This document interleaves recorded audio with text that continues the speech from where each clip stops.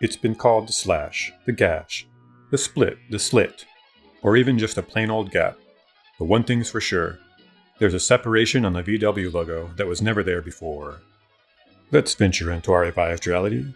I'm your host, Jacobian.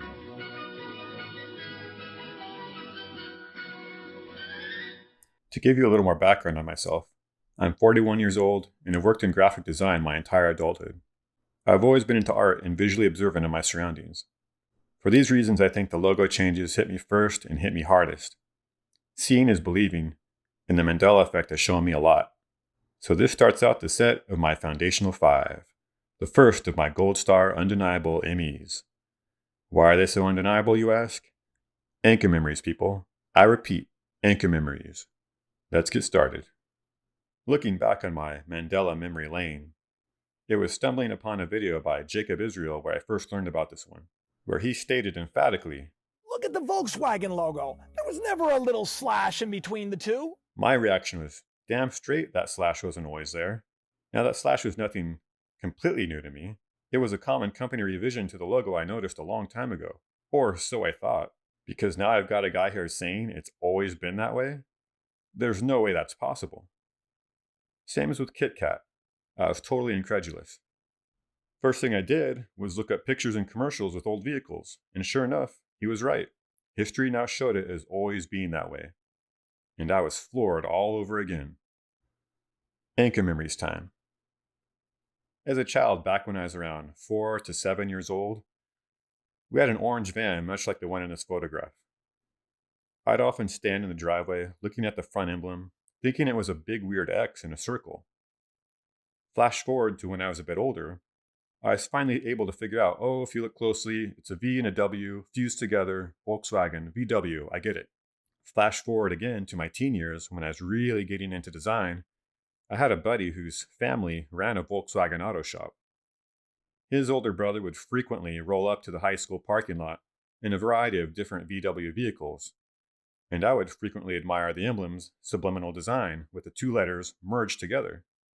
It was something that always stood out and stuck with me as being aesthetically pleasing.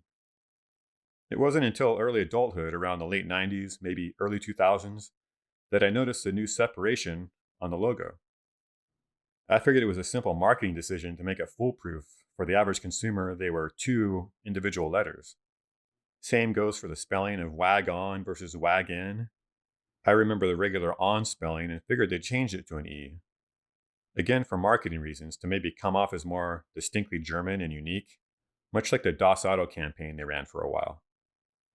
I really noticed these changes long ago, and of course it never would have occurred to me that the previous versions were somehow erased from all existence. It was nothing to dwell on, though. I went on about life never giving it much of a second thought. Other than from a design aspect, I felt it was an inferior revision. Didn't look as cool, clean, and iconic as before. A great shared anchor experience for many Volkswagen drivers is they would enjoy running their fingers over the steering wheel emblem when stuck in traffic, finding it satisfying to slide along continuously in all directions without any split interrupting their flow.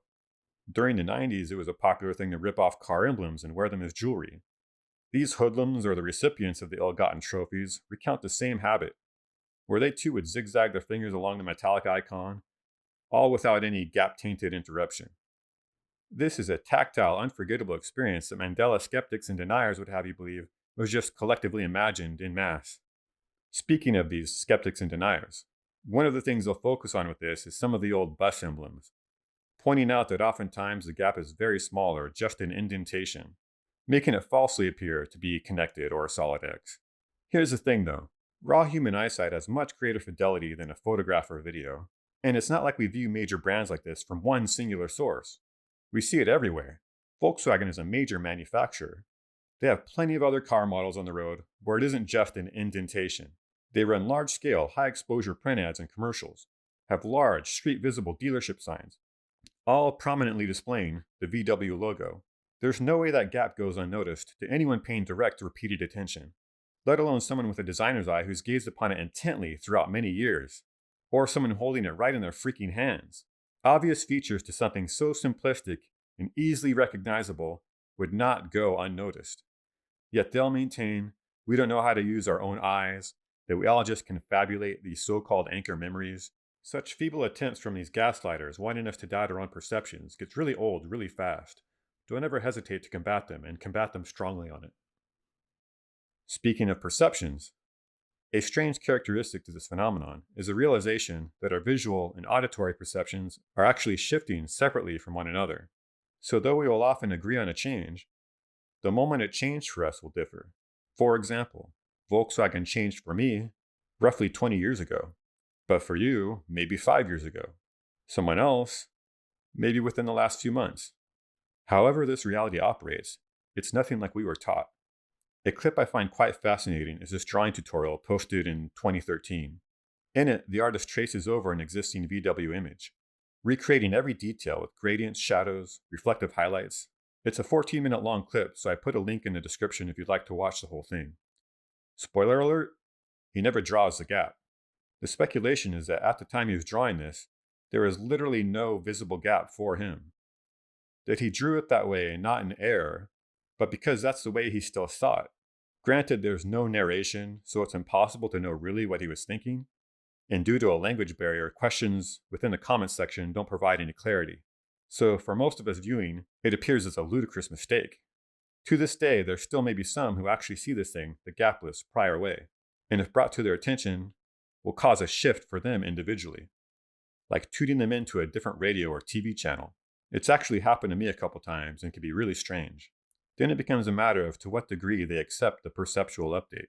Will it cause a mental update as well, as if they too are a part of the reality construct, robotically concluding it's always been the new way? Or will they exhibit the qualities of a truly conscious being, realizing the impossible has happened, thus becoming Mandela effective? That's what happened to me with this case file, and many others just like it. I'll be speaking about them soon. Take care, everybody.